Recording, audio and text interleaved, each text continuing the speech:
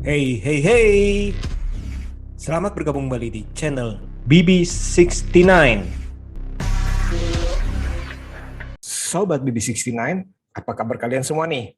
Semoga sehat-sehat selalu. Nah, dunia baru-baru ini digemparkan dengan sebuah film horor yang ditayangkan di Netflix yang berjudul Incantation. 我不是一个好妈妈。Film ini digadang-gadang menjadi film horor yang paling menyeramkan dan juga terlaris di Taiwan. Film yang disutradarai oleh Kevin Ko ini berkisah mengenai seorang ibu muda yang bernama Lee Ronan yang berusaha menyelamatkan putri semata wayangnya yang bernama Dodo dari kutukan maut akibat perilaku sang ibu di masa lalu. 我叫李若男，6年前曾经触犯了可怕的禁忌。 Tahukah kalian bahwa ternyata film ini terinspirasi bebas dari sebuah kisah nyata atau bisa dibilang atau lebih tepatnya ya urban legend setempat yang ternyata tidak kalah menyeramkannya. Nah, penasaran kan? Begini kisahnya. Konon, menurut informasi dari akun tanpa nama, kejadian di film ini diangkat dari peristiwa di Kaohsiung di Taiwan yang terjadi pada tahun 2005. Alkisah diawali dengan keluarga Wu yang baru saja berkunjung ke sebuah kuil. Sepulang dari kuil, putri tertua mereka dirasuki oleh suatu kekuatan yang mengaku sebagai dewa Nacha atau Nesa. Sebagai informasi saja ya, bahwa Nacha merupakan salah satu dewa pelindung yang mempunyai gelar Putra Mahkota Bunga Teratai ketiga. Oke, kembali lagi ke cerita ya.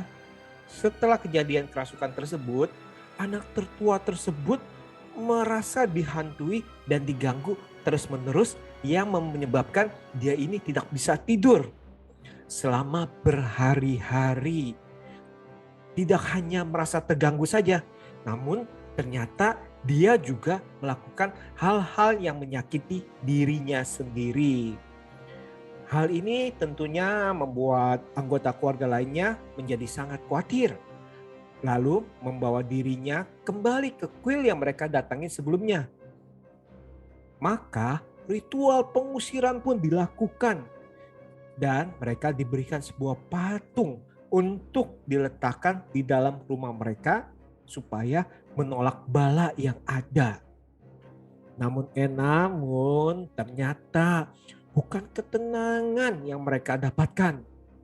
Setelah mereka menuruti segala petua yang diberikan, sekarang malah keenam anggota keluarga tersebut dirasuki oleh roh yang mengaku sebagai dewa, yang mana berbeda satu dengan yang lain nih. Jadi ada 6 orang kerasukan mengaku 6 dewa. Masalahnya menjadi semakin pelik karena keenam roh tersebut masing-masing mengaku sebagai dewa yang menuding bahwa yang lainnya adalah kerasukan dari iblis. Nah, tidak hanya menuding saja, mereka mulai saling menyakiti satu sama yang lain, seperti saling menyerang dengan tongkat, saling memukul dan menusuk dengan dupa yang membara. Bahkan ya saling melemparkan kotoran manusia.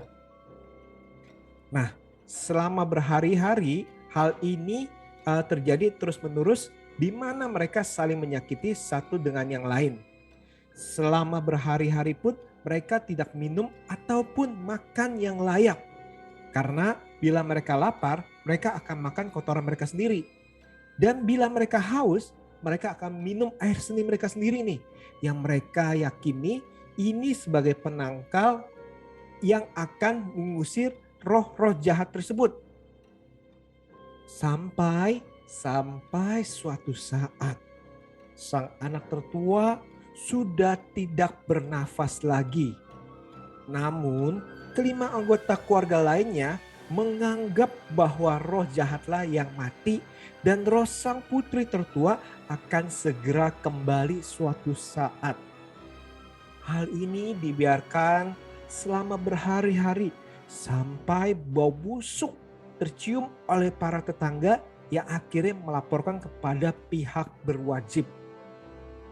Nah, pada otopsi, dokter forensik mengemukakan bahwa penyebab kematian dari sang putri pertama adalah kegagalan daripada multi organ dan juga melihat banyaknya memar di tubuh.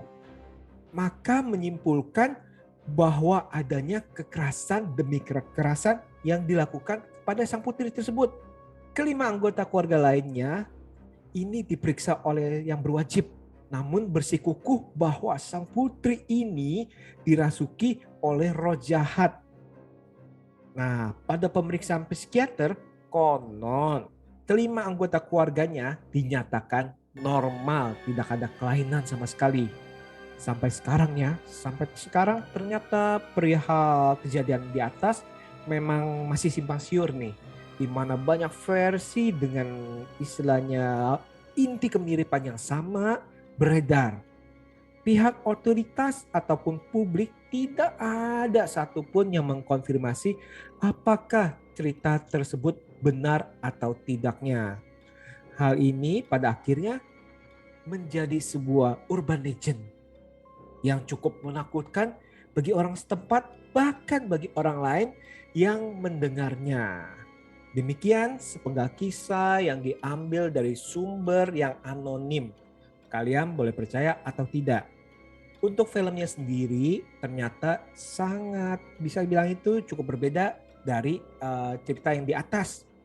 Ya memang sih katanya ini hanya inspirasi yang diambil dan diadaptasi secara bebas. Cuma intisarinya aja yang mereka ambil. Baik, saya rasa sekian untuk episode kali ini. Jangan lupa dengarkan episode-episode kami selanjutnya tentunya dengan tema berbeda. See you!